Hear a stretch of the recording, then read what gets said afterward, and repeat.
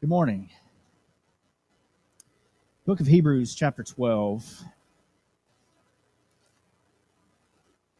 starting in verse 22, says, "You have come to Mount Zion, to the city of the living God, the heavenly Jerusalem, to an innumerable company of angels, to the general assembly and church of the firstborn who are registered in heaven, to God, the judge of all, to the spirits of just men made perfect, to Jesus, the mediator of the new covenant, and to the blood of sprinkling that speaks better things than that of Abel."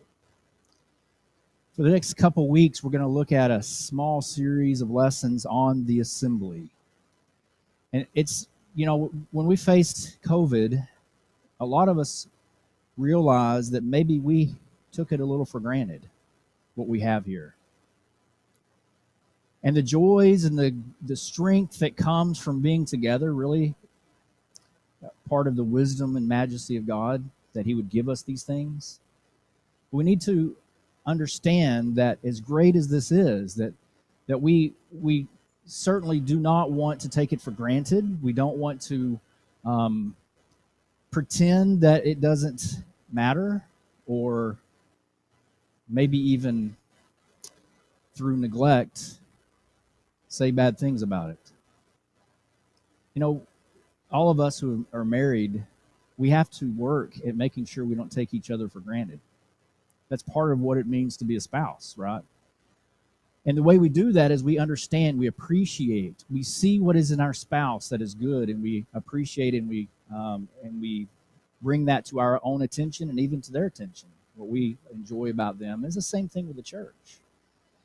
And so hopefully with that kind of foundation that we've already established when we had to be gone for so long last year, and the joys of coming back together, and even some of us have had to miss because of disease or all kinds of things that happen. We want to appreciate and continue to appreciate that. That's the foundation for what this series of lessons is going to be about. And so today I wanted to talk about the purposes of assembly. And I've actually run into people that wanted to have we had a discussion about the Lord's Supper, and somebody mentioned, how about if we have it after the sermon? And I'm not trying to have it go either way here, but they said, why don't we have it after the sermon? That way, if someone is baptized, they can take their first communion with us that morning. And I was like, okay, that sounds reasonable. It didn't ever happen very often. I mean, it didn't happen very often that someone was baptized, but it's reasonable.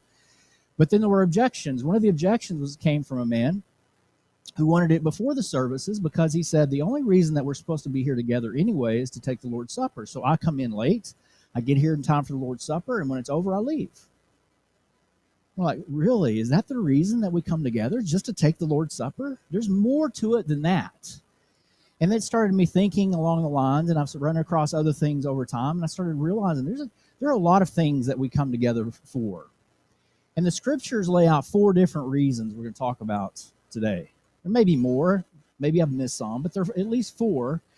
And I wanted to give a kind of a caveat here. I'm not talking about getting together in someone's house. I'm not talking about having a Bible study. I'm not talking about having Bible classes. I'm not talking about all the events that we might do. I'm talking about the assembly. That is, when we call all the people of God together in one place, there are 4 reasons that we could do that.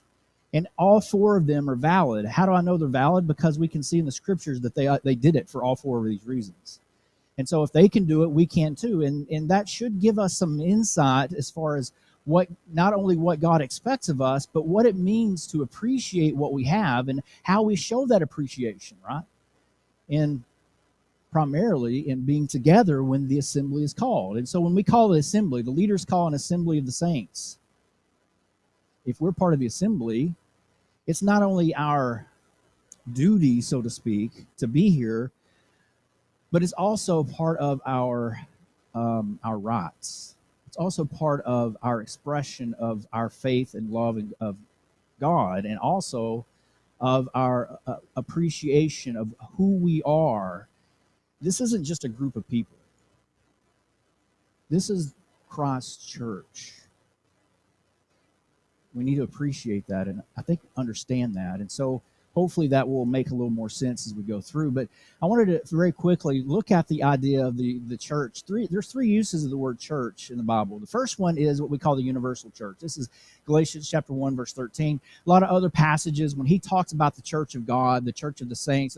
We can talk about the church in general, and we mean everyone who is saved, all the people who are a member of Christ's church. This is who we're talking about, the universal church. Now, it doesn't include everyone who wants to be a Christian or everyone who is a good person. We're still talking about people who have joined, who have been made members of Christ's church by being born again of the water and the Spirit, as Jesus talks about in John chapter 3, verses 3 through 5. Then we also have the local congregation. You can see this in Revelation 1:4, lots of other places. I mean, almost every letter that was written to specific congregations. Revelation 1 in verse 4 talks about the 7 churches of Asia. Well, we know that there's only one church, the universal church, but there were 7 churches, and that's the local congregation. We all understand that. But when we're talking about the local congregation, it could be that we're talking about a local congregation just in general. So it could be, if I'm talking about the church in Caddo Mills, I'm not talking about the building. I'm talking about the people who who are here, right? And so if we're talking about the church, it could be that we're talking about it in a general sense, or according to the third definition there, it could be a local congregation meeting together for a specific purpose. That's primarily what I'm talking about this morning. We're talking about the church. We're meeting together, the local congregation meeting together in what we call, quote unquote, the assembly. And that's a special designation. It's a special opportunity for us to gather together to do what God wants. So let's delve into that a little bit. There's the 4 purposes of the assembly. The first one is going to be found in Matthew chapter 18, verses 15 through 20. And this is the idea of discipline. Now, discipline, we usually think of with church discipline, we think we're casting someone out, that kind of thing. That's not really discipline. That's part of it. But there's a lot more to it than that. Let me get in the right chapter. Matthew chapter 18 and verse 15. Moreover, if your brother sins against you, go and tell him his fault between you and him alone. If he hears you, you have gained your brother. But if he will not hear, take with you 1 or 2 more, that by the mouth of 2 or 3 witnesses every word may be established. So Jesus is talking about here how we deal with people who have wronged us. We go to them privately. It doesn't mean we go to everyone else. We go to them privately. And then if they refuse to listen, we go take a couple of other witnesses, 2 or 3 other people. So at the mouth of 2 or 3 witnesses, every word may be established. It may be that these people actually witnessed the situation. They may have seen what happened. So if someone mistreats you and other people saw it, bring them with you because they actually know what happened. It could be, though, if it's a private matter, that you go to them and you bring 2 or 3 people along so that there will be a kind of a witness to actually how they responded, right? What they could see what's going on. And so if this has to progress, then people would know, okay, we have 2 or 3 or 4 people here talking, and they're all in agreement saying the same thing. And if he refuses to hear them, tell it to the church. But if he refuses even to hear the church, let him be to you like a heathen and a tax collector. I say to you, whatever you bind on earth will be bound in heaven. Whatever you loose on earth will be loosed in heaven. Again, I say to you that if 2 of you agree on earth concerning anything that they ask, it will be done for them by my Father in heaven. For where 2 or 3 are gathered together in my name, I am there in the midst of them. So what he's talking about here is this is the same thing. This is the process that we go through when we're having difficulties in the church. There are people causing problems, or there's difficulties that we need to deal with in that specific sense where one person harmed another person. Does the church have a right to get involved? No, not until there are people who have gone to each other and they've tried to work it out themselves. But what do you do when you try your best to work it out and it's still a problem, it's still unresolved, and there's difficulties that come from that? You take some other people with you. What happens if they're still not resolved? You take it to the church. That doesn't mean that we go house to house to house to try to tell everyone what's going on. We call everyone together and say, this is what's happening. This is what we're having to deal with this. Help us out with this.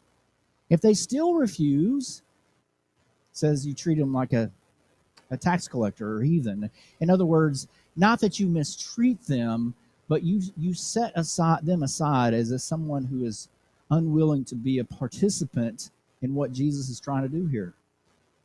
It's discipline. All parts of that is discipline. And it's very important. I don't know anyone who's perfect, but I know a lot of people who get away with a lot of things and cause problems in the church simply because we don't want to say anything about it. But the church can be called together for this specific purpose. Another purpose of the assembly is problem solving. Look in Acts chapter 15. The entire chapter really is part of it. In the first century, the biggest problem the church faced was helping to understand the relationship between the Jews and the Gentiles in the church. Because the Jews had for so long for generations understood that they were the chosen people of God, and so they rejected anyone who were outsiders. And the Gentiles, of course, now have received the blessing of being a child of God, and there was resentment on both sides, and jealousies on both sides, and misunderstandings. And so what happened was there was huge disputes. And so in most of Paul's writings, and also the other writings we see in the New Testament, quite a bit have to do with helping people to get along and understand where they are.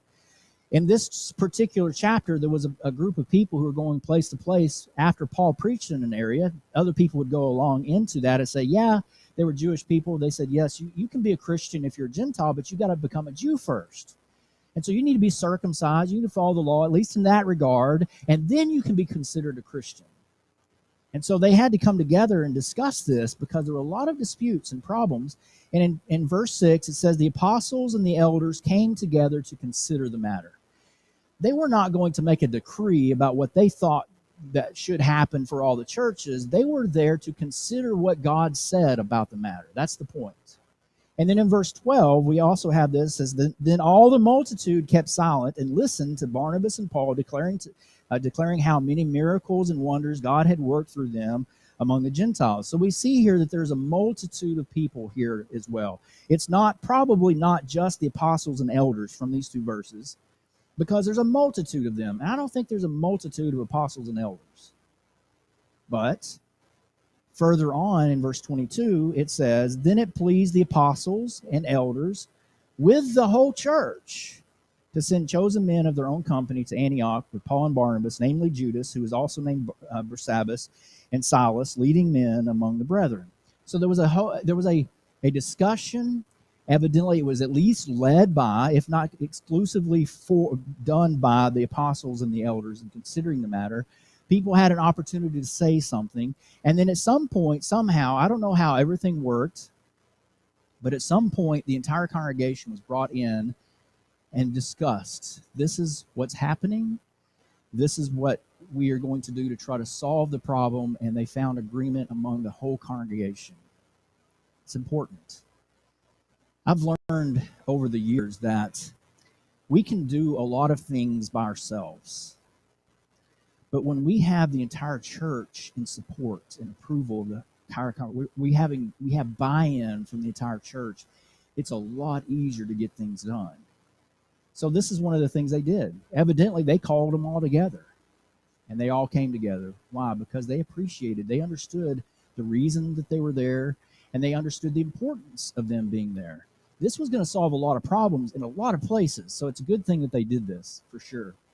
Another one is Acts chapter 14 and verse 27, and this is communication, where this is a simple passage. It said, when they had come and gathered the church together, they reported all that God had done with them and that he had opened the door of faith to the Gentiles. So this is a report that Paul gave whenever they came out of their first missionary journey, and he gave this report to the church. And it says that he called them all together. Why? Because he wanted to help them understand what was going on.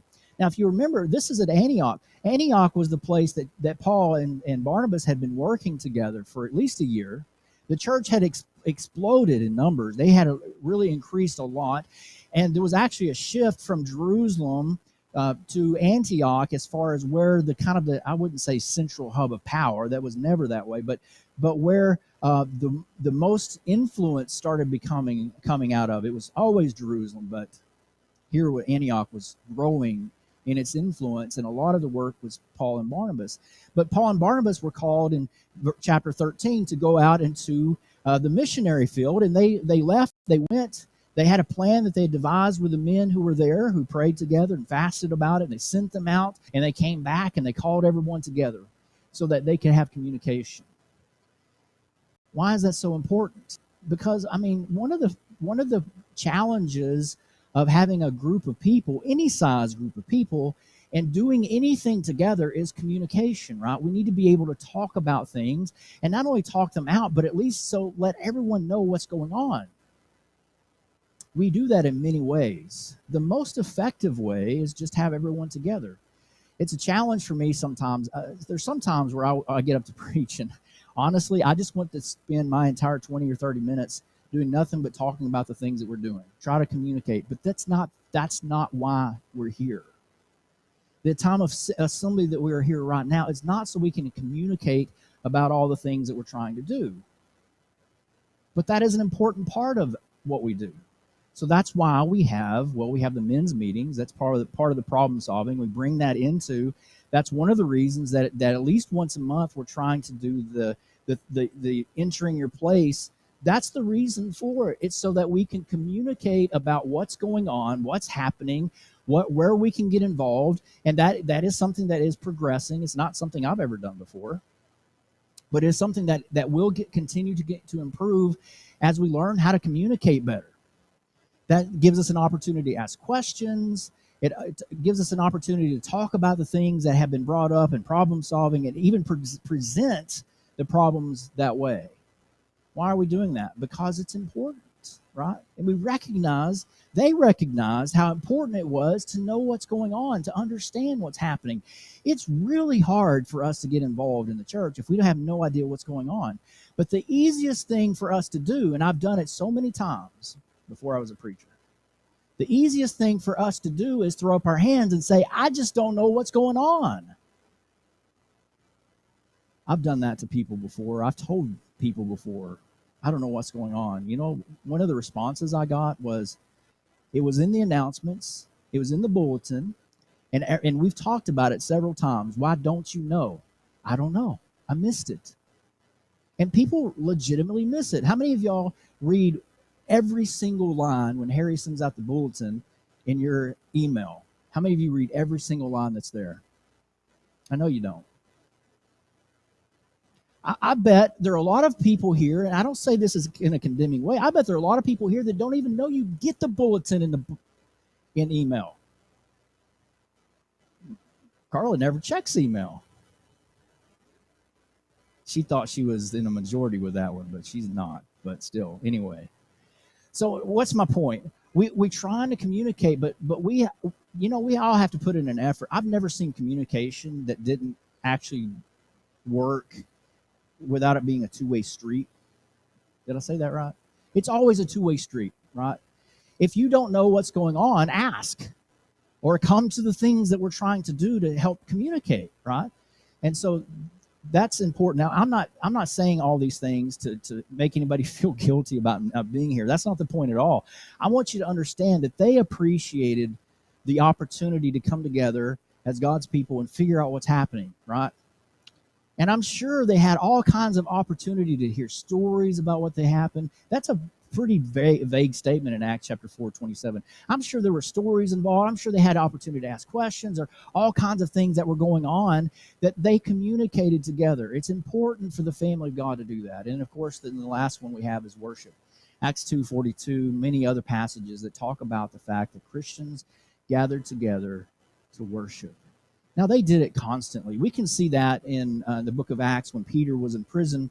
And so this would have been around Acts chapter 12. And he was let go, and he went to actually John Mark's house. And they were there. There was members of the church there that were gathered there to pray.